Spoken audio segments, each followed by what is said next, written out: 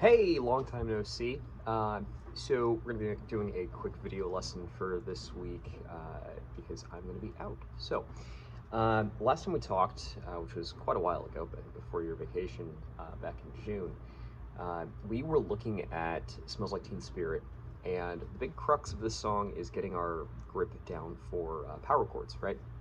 So power chords are a fundamental part of modern guitar playing. Again, as a review, a power chord is a two-note chord, which anyone with a music degree will tell you is not a chord, it's an interval, but we don't care about them. We're just going to call it a chord, right? Two or more notes. And it is a root and it's fifth. Now, because it doesn't have what's called a mediant note, which is that third note, it's neither major nor minor. It just kind of is. It's atonal. It doesn't have a tonality. No brightness, no darkness, it just kind of is. The tonality of it is determined by the other chords that you use that may include notes that will kind of hint at a specific tonality with the listener, right? Now, when we were looking at it, it was this sort of movable shape over here. We're going to start off with our F power chord. Your first finger for this shape is always going to determine the root note of the chord. In this case, we're going to be placing down at the first fret of the low E string.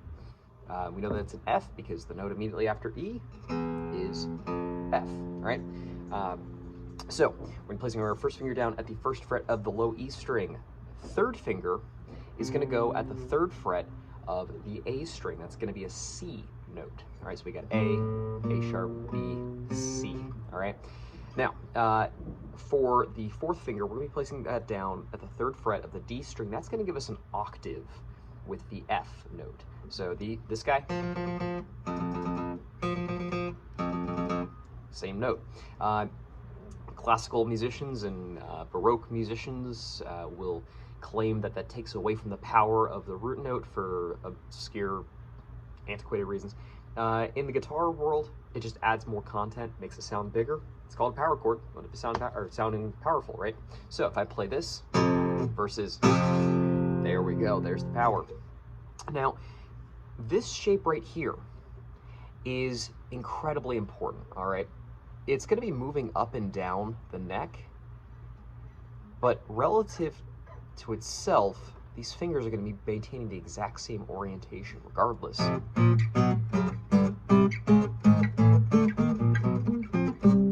Regardless of where it's at, it's always going to be that sort of shape right there, okay?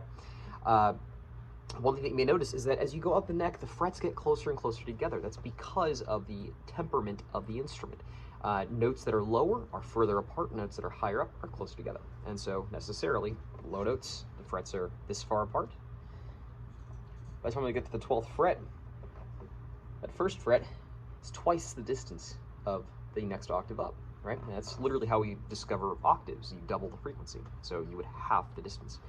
Now, what does that mean? What kind of implications does that have? Well, the implication is that as you move around, your fingers are going to be kind of contracting and expanding based on where they're at, right?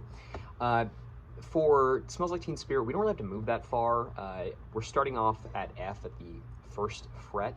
For our first two chords, F and A sharp, or B flat, depending on who you're talking to, they're going to be the exact same distance because they're staying in the same place, right?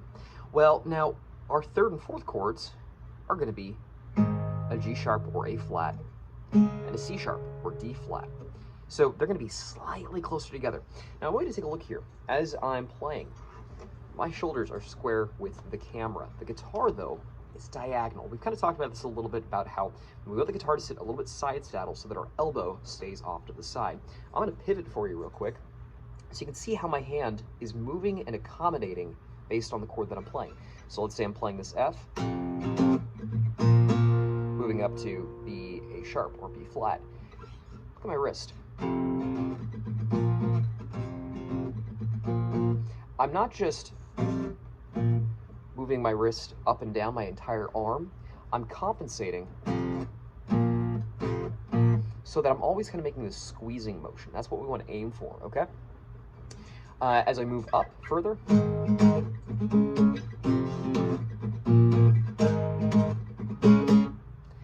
entire time, again though, it's a squeezing motion. We're not pinching. If we pinch, then you're going to be putting a lot of stress on the back of your forearm. It's not going to be comfortable, okay? So, review again these 4 chords that we're going to play. We have F, 1st fret, low E string. That's referencing the 1st finger. This is always going to be the guiding finger. Fingers 3 and 4 are always going to be 2 frets up, 1 string up each. So 6th string, 5th string, 4th string, all right? So I've shifted everything up by 1 string to get to the A sharp or B flat. Move it up to the 4th fret to G sharp or A flat. Move everything up 1 string to get to the C sharp or D flat.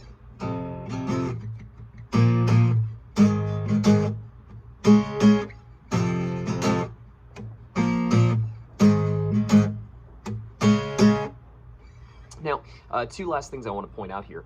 You'll notice that my fingers are not just kind of spread outwards.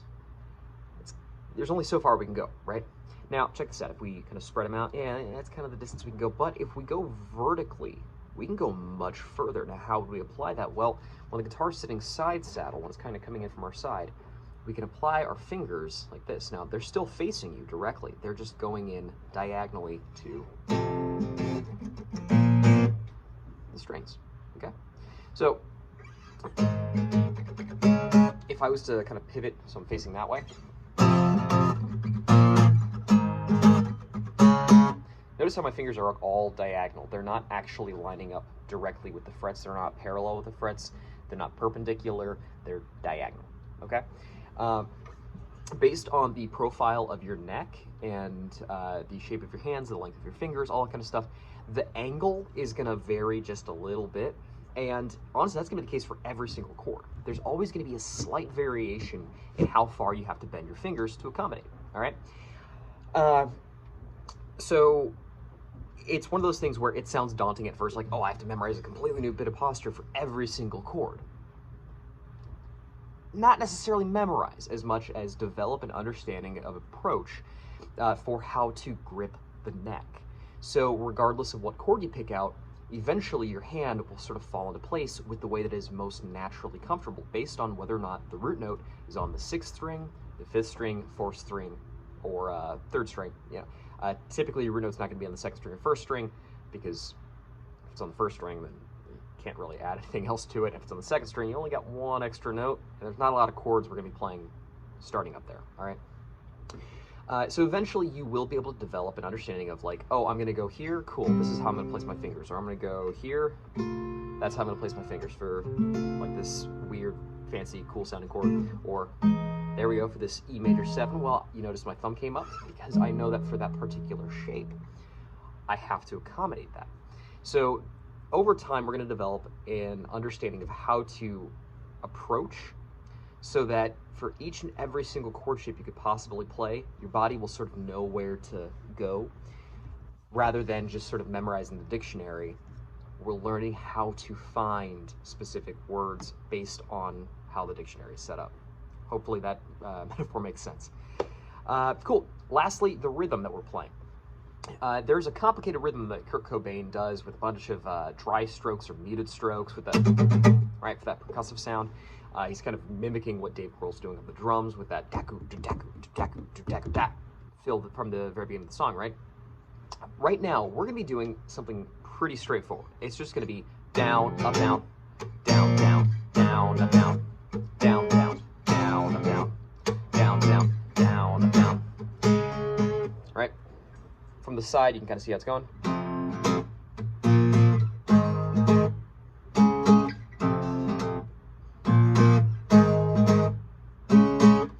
Notice how I'm not really swinging my arm too much, and my hand is kind of keeping all the control from here. This is sort of the pivot point. And you'll notice that little tendon over there. It's dancing. That's where a lot of our strength is coming from. Not really strength as much as dexterity. So, notice I'm keeping a straight line here. Straight line from the thumbnail to the inside of the elbow. That's where a lot of the the focus and control is going to come from. All right. Try playing that loop just over and over and over. Those 4 chords. First fret, low E string. First fret, A string. 4th fret, low E string. 4th fret, A string. Get used to moving to and from and making that small adjustment in pitch with your left wrist, okay? Next week, we're gonna incorporate what is currently a meme on the interwebs, Master of Puppets, because conveniently, it's a great exercise for getting our power chords down. And we can take some looks at a particular show whose name rhymes with Schmanger Schmings from this most recent season to get an idea of that. All right, if you have any questions, reach out, and I will see you next week. Bye.